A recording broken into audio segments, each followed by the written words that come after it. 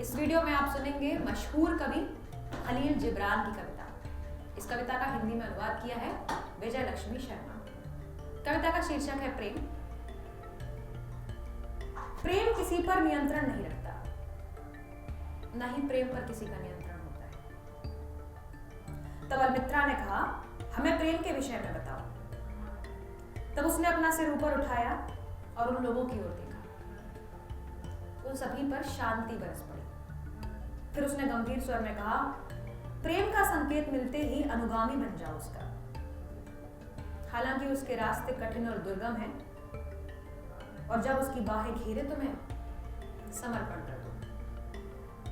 हालांकि उसके पंखों में छिपी तलवार तुम्हें लहूलुहान कर सकती है, फिर भी, और जब वह शब्दों में प्रकट हो, उसमें विश्वास रखो। हालांकि उसके शब्द तुम्हारे सपनों को तार तार कर सकते हैं, जैसे उत्तरी बर्फीली हवा उपवन को बर्बाद कर देती है। क्योंकि प्रेम यदि तुम्हें सम्राट बना सकता है, तो तुम्हारा बलिदान भी ले सकता है। प्रेम कभी देता है विस्तार तो कभी काट देता है पर। जैसे वह तुम्हारे शिखर तक उठता है और धूप में कांपती कोमलतम शाखा तक को बचाता है, वैसे ही वह तुम्हारी गहराई तक उतरता है और जमीन से तुम्हारी जड़ों को हिला देता है। अनाज के पूला की तरह वह इकट्ठा करता है अपने लिए। वह तुम्हें यंत्र में डालता है ताकि तुम अपने आवरण के बाहर आ सको। वह छानता है तुम्हें और तुम्हारे आवरण से मुक्त करता है तुम्हें।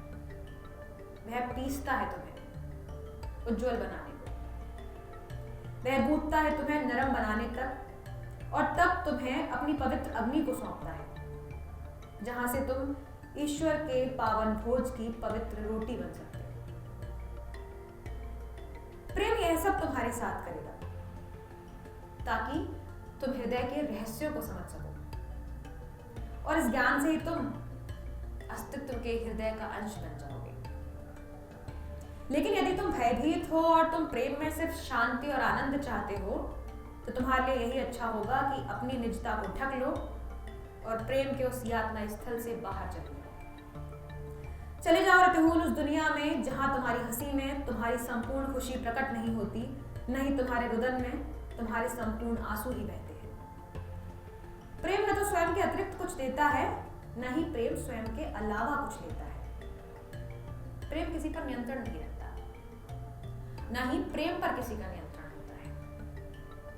क्योंकि प्रेम के लिए बस प्रेम ही पर्याप्त है। जब तुम प्रेम में हो, यह मत कहो कि ईश्वर मेरे हृदय में है, बल्कि यह कहो कि ईश्वर के हृदय में मैं हूं।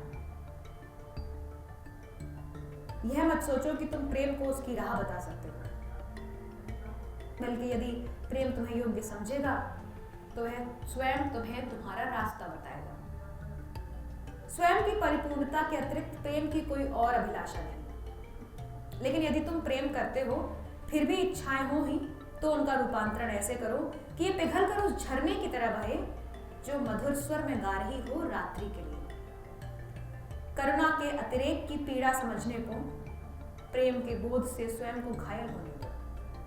बहने दो अपना रक्त, अपनी ही इच्छा से सहर्ष। सुबह ऐसे जागो कि हृदय उड़ने में हो समर्थ, और अनुग्रहित हो एक और प्यार भरे दिन के लिए। दोपहर विश्राम भरा और प्रेम के भावातिरेक से समाधिस्थ हो, और शाम को कृतज्ञता पूर्वक घर लौटाओ। उसके उपरांत सो जाना है प्रियतम के लिए, हृदय में प्रार्थना और होठों पर प्रशंसा का गीत।